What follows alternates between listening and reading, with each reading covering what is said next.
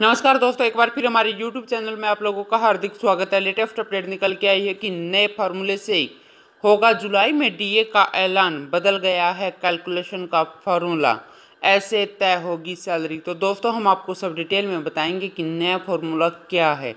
अगर आप हमारे चैनल पर फर्स्ट टाइम विजिट कर रहे हैं तो चैनल को लाइक कर दीजिए, सब्सक्राइब कर दीजिए, साथ ही साथ बेल आइकन को भी बजा दीजिए ताकि गवर्नमेंट या पेंशन से संबंधित जितने भी न्यूज़ आते हैं उनकी नोटिफिकेशन आप लोगों के पास तुरंत पहुँच के। तो करते हैं वीडियो को स्टार्ट बिना किसी देरी के।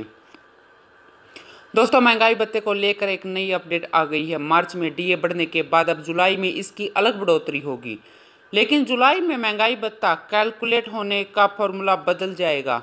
बता दें कि केंद्रीय कर्मचारियों का डीए फिलहाल 3% बढ़कर मिल रहा है, मतलब कुल डीए 34% तक पहुंच गया है। ऐसे में अब अगले महंगाई भत्ते में होने वाले चेंज चर्चा का विषय है। एक तरफ जहां AICPI इंडेक्स में लगातार गिरावट आ रही है, वहीं अब महंगाई भत्ते का कैलकुलेशन भी बदले हुए तरीके के साथ ही होगा।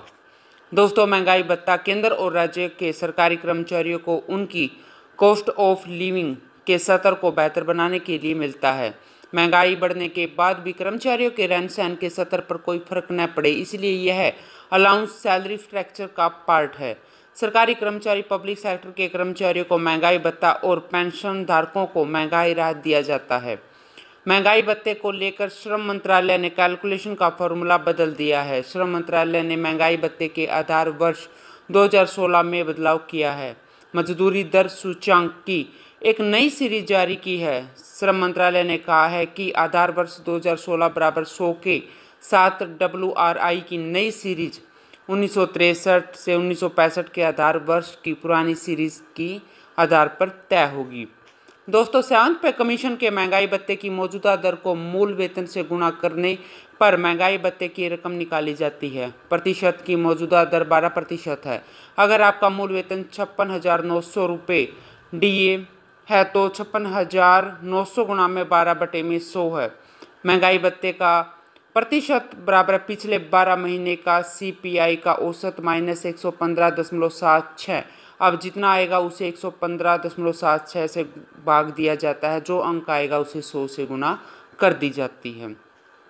दोस्तों सेवंथ पे कमीशन की सैलरी के तहत कैलकुलेशन के लिए कर्मचारियों की बेसिक सैलरी पर डीए कैलकुलेट करना होता है। मान लीजिए कि किसी केंद्रीय कर्मचारी की न्यूनतम बेसिक सैलरी 25,000 रुपये है, तो उसका महंगाई भत्ता 25,000 का अगर 34% होगा तो 25,000 रुपये का 34% यानी 8500 रुपये होगा। और यह एक उदाहरण है। इसी तरह से बाकी सैलरी स्ट्रक्चर वाले भी अपनी बेसिक सैलरी के हिसाब से इसे कैलकुलेट कर सकते हैं। महंगाई भत्ता पूरी तरह से टैक्सेबल होगा और भारत में आयकर नियमों के तहत इनकम टैक्स रिटर्न में महंगाई भत्ते के बारे में अलग से जानकारी देनी होती है। मतलब आपको जितनी भी रकम महंगाई भत्ते के नाम पर मिलती है वह टैक्सेबल होगी और उसे टैक्स का चुनाव होगा। दोस्तों महंगाई भत्ता दो तरह से मिलता है। पहला इंडस्ट्रियल डियरनेस अलाउंस और दूसरा variable dearness allowance. Industrial real allowance का संशोधन हर 3 महीने में होता है और यह केंद्र सरकार के पब्लिक सेक्टर में काम करने वाले कर्मचारियों के लिए होता है। CPI के आधार पर होता है और वेरिएबल डियरनेस अलाउंस का रिवीजन हर 6 महीने में होता है और वेरिएबल डियरनेस अलाउंस का आंकलन भी CPI के आधार पर ही होता है।